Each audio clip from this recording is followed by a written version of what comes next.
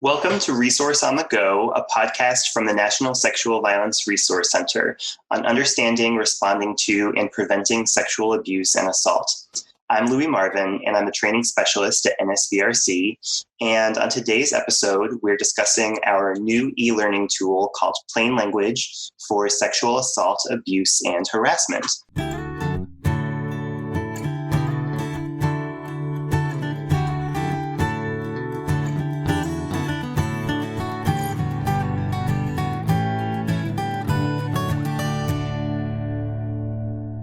I'm here with two of my NSVRC colleagues, Laura Flumbo and Megan Thomas. Laura and Megan, would you introduce yourselves?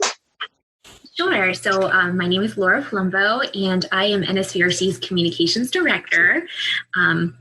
I've been on the NSVRC team for 10 years now, and my role is really managing the awesome team of folks that work on our publications, our website, our social media pages, our annual Sexual Assault Awareness Month campaign, and then also working with journalists in their coverage of sexual violence and sexual violence prevention. And that whole effort of NSVRC kind of falls under what we call our messaging work. And our messaging work is really what brought me to being involved in this online tool, as well as a lot of other projects that we've done on how to more effectively communicate about preventing sexual violence. Thanks, Laura. I'm excited to hear in a little bit some of the work that you've been doing over your years at NSVRC on messaging. Welcome, Megan. Would you introduce yourself? Thanks. Yeah, I'm the communications specialist at NSVRC, and my job mostly involves reviewing, editing, developing, and designing the publications that we create, as well as posting on our social media platforms. So that involves a lot of messaging, a lot of using plain language, whether that's reviewing things to make sure that they're accessible in the way they're written, writing social media posts that our general public audiences are going to connect with, and so much more. Great. Well, I had a lot of fun developing this tool with both of you, and I've trained a little bit with both of you and some of our other colleagues on the topic of messaging, including plain language and other topics therein. And I'm excited to hear a little bit first about some of NSVRC's background. So Laura, you mentioned that you've been doing work on understanding effective messaging and effective communication about sexual assault for a long time. So tell us about how you and NSVRC came to learn about plain language and effective communication about sexual violence. So even before I started my position at NSVRC, so over 10 years ago, there was a clear theme and need in our field that people, one of the most difficult challenges that many of our partners encountered was actually communicating about sexual harassment, assault, and abuse in clear ways that their audience understood, and then not only talking about those topics with them, but to then navigate this really complex conversation on how we prevent these different forms of sexual violence. And many of our partners in the field just feeling like that this was that it was so hard to talk about this this topic in ways that led to people having aha moments and understanding the role of prevention, especially when we think about primary prevention and not just responding after sexual assault has occurred.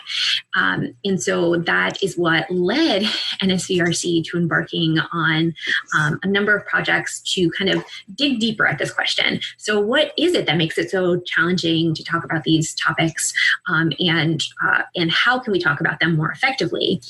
And to get at some of those questions, we worked with the Berkeley Media Studies group, which we fondly call internally as BMSG by their acronym. And their team supported us in 5 years of research and digging into how we communicate about sexual violence and its prevention to really understand what we could learn and what we could improve and enhance. And some of what that looked like is we, at the beginning of that 5-year journey, did a research study on how sexual violence was covered in the news. And in that news analysis, we're able to have a better understanding of what the general public is understanding about sexual violence and its prevention based on what they're reading in news coverage. And the big, spoiler warning, the big learning from that was that even when the news was covering the issues of sexual harassment, of sexual assault and sexual abuse, very rarely was it actually being was prevention being discussed, and that there was this really significant gap in how people, their understanding of sexual violence and as something that could be prevented. And then we also did intensive listening sessions with folks actually that work in our field, that are experts in sexual violence prevention, that work on college campuses, that work at community-based organizations or youth-serving organizations. And we studied how experts talk about preventing sexual violence to get a better understanding of how a range of folks were talking about prevention, because I think that that's something that many of us in the field can resonate, is that there's not any two of us that are talking about prevention in the same ways, and to learn from that as well. And then we got to do some message testing, using different stories and storytellers to hear from audiences in the general public, or people who have less of a direct connection to our field, what stories, examples, and language helped them to understand that sexual harassment, abuse, and assault could be prevented, and to see their role in the process. That's great. Thank you for that history, Laura. And I love that you talked about a lot of things, but including things that we've learned at NSVRC. And as someone who is a little bit newer to the work, I know that we have a lot of conversations about how we can use some of these lessons that we've learned through all the work that you described to improve our own messaging and our own communications. And so I think that, I know when I've trained on this topic out in the field, that's something that we try to talk about a lot, that we're in this with you and we are constantly learning these lessons and revising too. So I'm really glad you mentioned that. Megan, I think that with all of the work that you are doing in the communications department and the role that you've played developing some tools related to effective communication on sexual violence. Maybe you could talk about some of those lessons that we've learned about plain language specifically. So why, based on this research and all this background that Laura described, why did we want to develop a tool dealing with plain language? Yeah, that's a great question. One of the big lessons that really came out of all the message testing research that we were doing was one of the big challenges that we were seeing in our field, and probably in most fields, is this use of jargon, and seeing that the terms and phrases that we use every day that we're really familiar with, we tend to forget that anyone outside of our field isn't necessarily going to be on the same page as us, and that we're missing out on reaching folks if they're not understanding what we're talking about. One of the huge examples that we came across was we use the term sexual violence all the time. It's in the name of our organization. It is a key phrase that we've used for years and years. And when we were doing our message testing research that Laura mentioned with VMSG, we were finding that even that phrase that seems so foundational to what we are doing isn't always understood. So when we're talking about sexual violence in our field, we see that as a continuum, as a sort of spectrum of behaviors that can range from sexual harassment to sexual abuse to rape. And that's generally understood in our field. But when we're talking with anyone who maybe isn't as involved in our field, or just a general public audience, they weren't necessarily getting that we were talking about a continuum. To them, sexual violence sounded more like one specific violent act. And so we had to really think about, how do we communicate this in a way that everyone can understand. And what we learned was if we actually describe this continuum, if we say sexual harassment, abuse, and assault, or if we describe, sexual harassment and misconduct in the workplace or child sexual abuse, if we just name what it is specifically that we're talking about, that's going to reach more people. And that has been a thing that we're still learning, a thing that I still find myself, catching myself on to make sure that I'm using the full phrase. That's something that has changed the way that we do our work.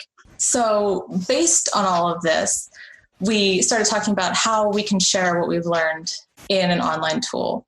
And we really felt that plain language is a really foundational skill in messaging. We knew that we learned so much through all of our messaging research. But one of the things we really want to help people understand is this idea of plain language and reaching everyone in your audience. And we also found that it's a skill that everyone can use. Everyone in your organization can use plain language to message more effectively. It's not just the people on the communications team or the spokesperson or the executive director. Everyone is messaging, whether they're training or whether they are writing resources. They're all using these messaging skills. So we found that was a really key place to start with plain language. That's great. Thanks, Megan. Yeah, and when you talk about how everyone needs to know how to use plain language, I think just about even our outside of work lives, when we're like telling our friends and family what we're doing at work and what the purpose of our work is. I think that's a great place to apply these skills in speaking and communicating in plain language. And so, thanks for describing the example of the term sexual violence. And, that gets at the fact that we named the course Plain Language for Sexual Assault and Abuse and Harassment. And so let's talk about the tool specifically for a little bit. And I know something I was excited about in working on this tool was how users would have an opportunity to practice using plain language in their own voice and thinking about their own audience and their own goals in how and where they're communicating. So what can listeners expect from using this tool? Laura, would you describe maybe some of the the basics of the tool? Sure. So this tool will give you an opportunity to just learn a basic working definition of plain language, and then how that relates to us in our field, using everyday language to talk about sexual harassment, assault, and abuse, so that we can build better connections with audiences and anyone that we're trying to speak with. And so in the course, we're talking about plain language, but also the why behind the need to use plain language, and what some of these sort of big challenges are for those that work in our field, what some of our go-to jargon often looks and sounds like, and then taking some opportunity to practice putting the skills in place to use more plain language and communicate in ways that are simpler but also more effective. One of the things this tool also does is acknowledges that communicating about sexual violence is challenging. It's hard, and we look at some reasons about why that is the case and how to make it a little easier to communicate. I'm reminded of when I first started working at NSVRC, our Sexual Assault Awareness Month slogan for that year was "Prevention is possible." And no, I want to start that over again. Sorry. I'm reminded of an example when I first started noticing this disconnect and this difficulty in communicating about sexual violence. When I first started working at NSVRC, our Sexual Assault Awareness Month campaign slogan for the year was "Prevention is possible." And to us at NSVRC, we knew when we were talking about prevention, what we were specifically referring to was primary prevention. So stopping sexual harassment and assault before they have a chance to happen through social norms change and through consent education and healthy relationships. So we felt that that was a really positive, hopeful message of like, yes, we can prevent this before it happens. And then when we rolled that slogan out on social media and to our more general public audience, we quickly saw that not everyone was working with the same definition of prevention that we were. And they weren't seeing it as a primary prevention. They thought we were talking more about risk reduction or about stopping specific incidences happening. And so people were thinking that we were implying that they could have prevented their own sexual assaults, which was not at all what we meant. And so that was a huge wake-up call for me to realize that we were not working with the same definitions, and that the plain language that explaining what we were talking about was much more valuable in that case of saying, this is actually what we mean. We mean stopping it before it has a chance to happen. And that required that we had to do some education and back up and think about what we were, the terms that we were using that maybe aren't as accessible to everyone. That's a really great example, Megan. When you were talking, I was thinking about some of the plain language tips that we have in the course, and you touched on several of them. One of them being just using common everyday words, right? I think sometimes those of us in this field or any field, we know stuff about our topic, and that's great. And we should be really proud about that and assertive about that, and we should talk about the things that we know. But sometimes how that actually manifests is by using insider language and using words that make us sound as smart as we are. And folks who are listening are smart too. They just aren't used to using some of these insider terms. And so if we actually tell people what we're talking about, they'll get it. And so I really like that example. Thank you for sharing it. This was a really fun tool to develop with you both, and I know that we had a lot of fun ideas for things to put in here. And you can't fit everything in a tool like this. So there's always a lot that you leave on the cutting room floor, and there's maybe some stuff that people expect or want to be in there that isn't in there. So I know that when I've gone out to do training on this topic, something that people have asked for are things like a glossary or a dictionary or a list of quote unquote good things to say. So why isn't that part of this course? Yeah, one of the things that we learned in the research is that there's not one magic phrase or term to use, that there's no one size fits all approach to talking about these topics. So it's a range of topics and a range of messages that all need to be in a specific context to be effective. And so I think one of the hardest lessons learned was that it's not that simple, and it's actually a lot more complex than we had thought to effectively communicate about sexual violence and what prevention can look like. And that not only is there a range of terms that are going to serve a range of different goals, but really that it has to be audience centered, and you have to have your own audience in mind. So each of us needs to be thinking about an audience.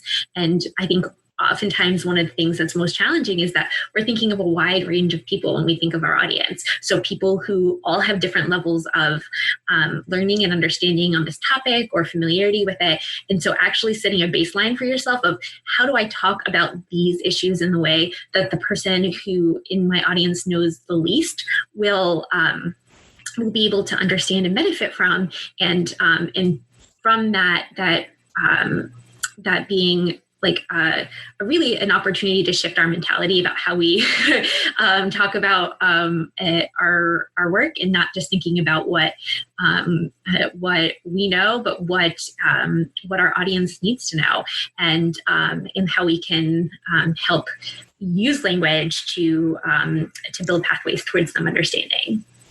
Yeah, thanks, Laura. It makes me think of when I was kind of new to this field and just sort of starting to work in the field. And I just have that memory of hearing some of those catchphrases and those talking points that people around me knew what they were talking about, but I didn't really know fully what they were talking about. And so that just reminds me that, from developing this tool and working on this topic, I've been reminded over and over that plain language is about access, and it's about building those on-ramps that you're talking about. And so when we use plain language and when we consider our audiences and when we do things to communicate plainly to those audiences, we are doing accessibility work, really. We're making sure that we're not this kind of exclusive, set apart field that has no relevance to the broader public, and so that people can really engage with the topics in ways that certainly we hope that they do, so we can prevent sexual abuse from happening. So I wonder if you both have lessons learned from doing this work and from developing this tool. Megan, do you have any lessons learned that you're able to share? Yeah, and it's a lesson that I'm still learning and still reminding myself of, this idea that when we're using plain language, it's really helpful to describe rather than label what we're talking about. So like I said earlier, instead of using the label of sexual violence, use describing that continuum more of sexual harassment, abuse, and assault. And what I've found is that usually takes more words. And it's been so drilled into me through all my years at school and in my work life of like, conciseness is important. You have to use as few words as possible. And so it really is a huge mind shift of reminding myself, no, actually, it's okay to use more words sometimes, because that's going to make it more accessible and more easy to understand. But it is still a thing that I have to constantly remind myself of. Nice. Thanks, Megan. I know. Same thing for me, being an English major in college and learning that lesson that you want to eliminate words and you want to be really concise, and those are good things to know, but not necessarily if you want people to know things that don't rely on jargon inside our language. That's awesome. Laura, what about you? Yeah, so I think I did learn a lot as well, Louie, about accessibility. And one of the takeaways from the messaging that really emphasized that for me is that when we were actually testing some of these messages with folks in the general public who were across different demographics in terms of their age or their political background or their level of education, race, gender, that for the majority of folks, when we used insider terminology and our jargon, it made them feel like outsiders, regardless of what those affiliations or identities look like. And so that was this big wake-up call, because I think that that a lot of times the way we've tried to communicate around sexual violence in general as a field, as it shifts to being more being more professionalized and academic, that there has been this simultaneous shift to it actually being exclusionary, and that and here I am using a word like exclusionary, right? Like that's not very plain language.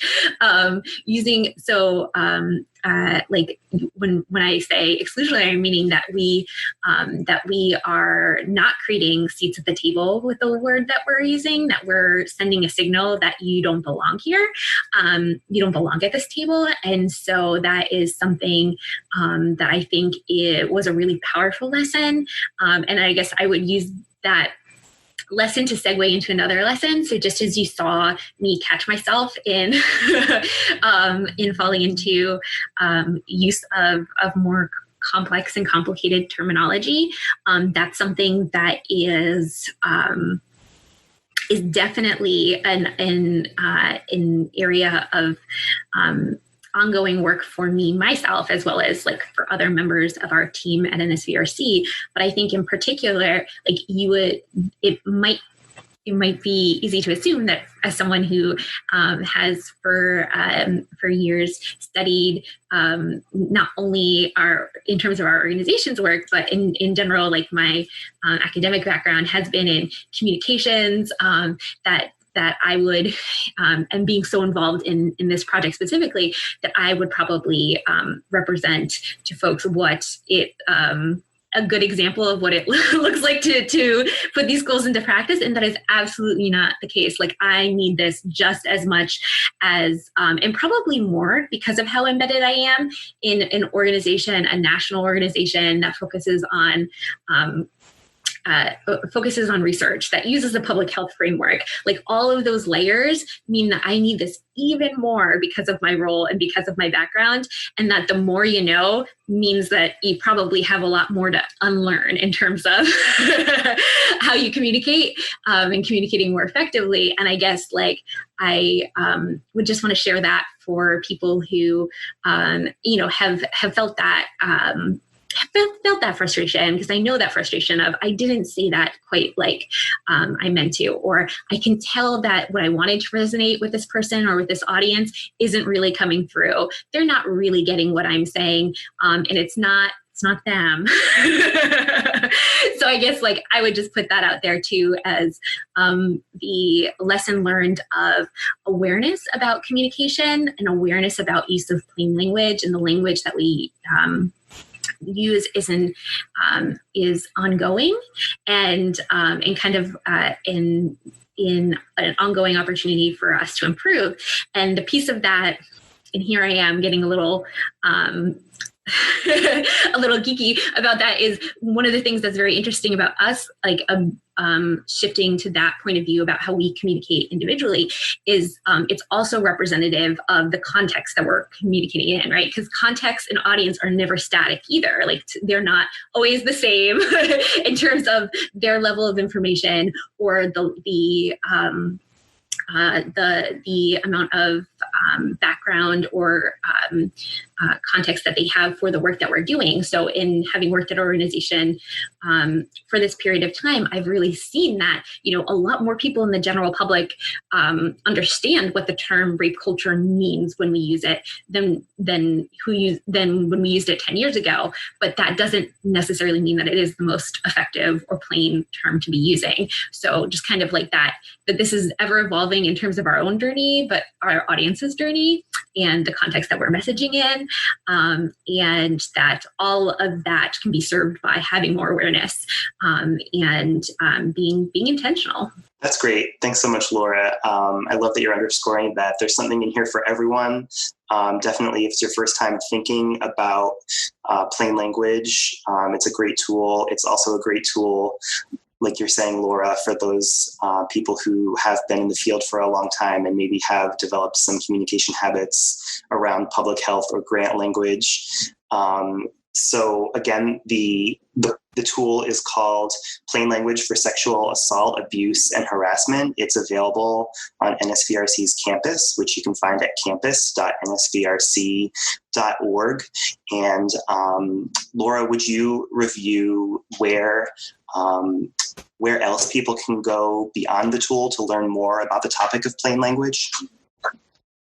Sure thing. So like we've been talking about today, we developed this tool specifically on plain language.